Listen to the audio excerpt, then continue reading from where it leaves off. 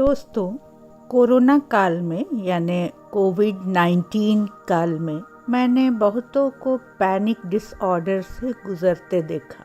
ये क्यों होता है और इससे कैसे बचा जा सकता है, इन सब के बारे में आज मैं आप लोगों को जानकारी दूंगी। पैनिक डिसऑर्डर परिवार के इतिहास के अतिरिक्त अत्यधिक तनाव, बदलाव, ये सारे कारण होते हैं पैनिक डिसऑर्डर के।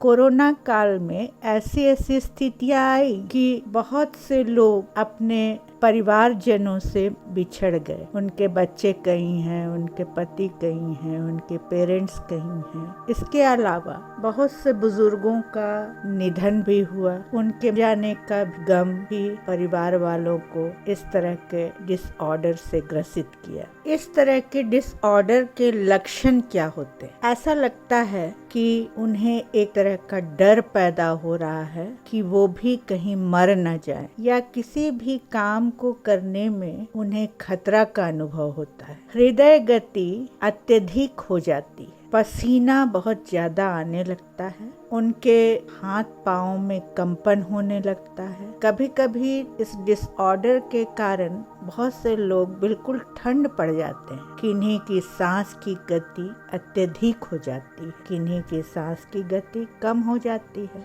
कोई तो सीने में दर्द का कंप्लेन करने लगता है। ऐसा लगता है मानो उन्हें हार्ट अटैक हो गया हो। कुछ ऐसी परिस्थितियां हैं जो इस तरह के डिसऑर्डर को ट्रिगर करती हैं। हर मनुष्य के लिए ये एलिमेंट्स अलग अलग होते हैं। बहुतों को ऐसा लगता है कि वो ऐसी बीमारी से ग्रसित हो गए हैं जो अब कभी ठीक ही नहीं होगा, जिससे वो काफी पैनिक हो जाते हैं।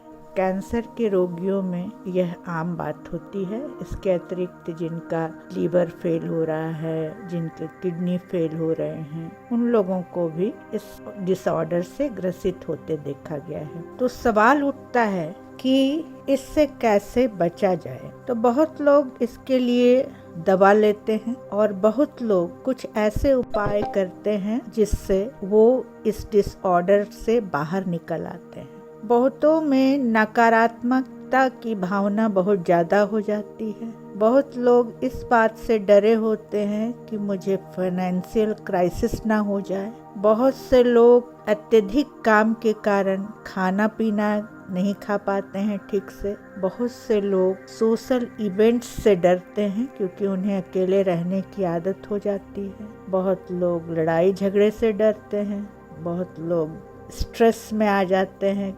क्यों स्ट्रेस में आते हैं? तो ऑफिस जाना है, ट्रैफिक जाम मिलेगा, कहीं देर ना हो जाए, कहीं जर्नी करनी है तो ट्रेन ना मिस हो जाए। बहुत लोग तो यात्रा के नाम से ही डर जाते हैं और कुछ लोग इच्छा के विरुद्ध काम करने के डर से ग्रसित हो जाते हैं। तो यह बहुत कुछ निर्भर करता है आपके मस्तिष्क पर और आपके नर्वस सिस्टम। आप चीज़ों को किस रूप में लेते हैं, अपने डर और चिंता से किस तरह से मुक्त होते हैं, ये आप पर ही निर्भर करता है। पहले लोग कहा करते थे स्वस्थ शरीर में स्वस्थ मन बसता है, स्वस्थ मस्तिष्क बसता है, लेकिन मैं अब कहती हूँ कि स्वस्थ मस्तिष्क में ही स्वस्थ शरीर बसता है। इससे मुक्त होने के लिए लगातार आप एक्सरसाइज करें, स्ट्रेस मैनेजमेंट करें। इसके अलावा आप हेल्दी डाइट का सेवन करें,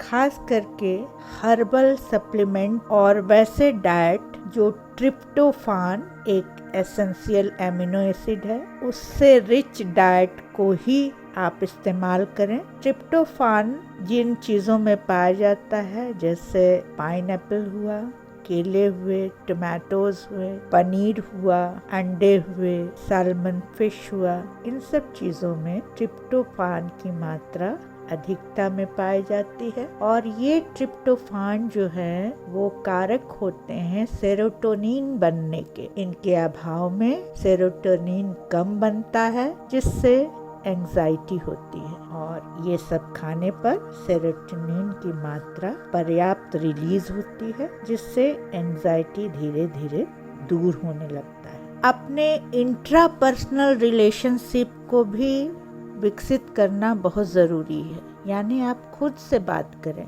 कि मुझे ये डिसऑर्डर हो क्यों रहा है, मैं इससे कैसे मुक्त हो सकती हूँ या हो सकता हूँ। इसके लिए आप गहरी सांस लें। सांस को अंदर जाते और बाहर आते का एहसास करें। इसके अतिरिक्त आप वैसे भोजन को खाएं जिसमें कि विटामिन की पर्याप्त मात्रा हो। इन दिनों इस चीज पर काफी अनुसंधान हो रहे हैं और पाया गया है कि जो मिड ब्रेन है उसमें एमिगडाला जिसको कहते हैं वो fear centre of the brain है। तो इस एमिगडाला से ही ये सेरोटोनिन सिक्रीट होता है। अतः सेरोटोनिन को सिक्रीट होने के लिए यह जरूरी होता है कि आप इन चीजों को करें। पैनिक डिसऑर्डर से बाहर आने के लिए 2 बातें मैं और कहना चाहूँगी। मन के हारे हार है, मन के जीते जीत। आप अपने मन को जीतिए